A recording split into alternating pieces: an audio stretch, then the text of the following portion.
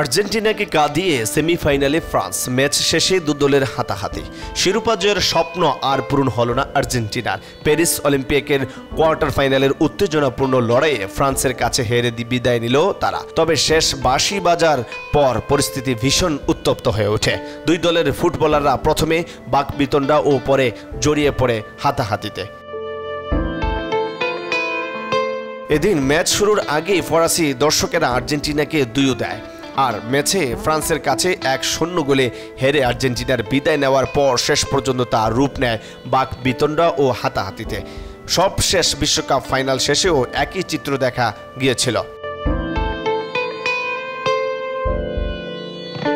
মাতমুট আটলান্টিকে স্টেডিয়ামে আয়োজিত এই ম্যাচে ফরাসিদের হয়ে একমাত্র গোলটি করেন ইয়ান ফিলিপে মাতেতা। ম্যাচ জুড়ে 70% বল দখলে রেখেছিল আর্জেন্টিনা। তাদের 16 শটের বিপরীতে ফ্রান্স নিয়েছে মাত্র 10টি, আর লক্ষ্যে আর্জেন্টিনার শট ছিল 4টি। স্বাগতিকদের 2টি। ম্যাচের শুরু থেকেই আধিপত্য দেখিয়েছে আর্জেন্টিনারা, তবে পায়নি কাঙ্ক্ষিত সেই গোলের দেখা।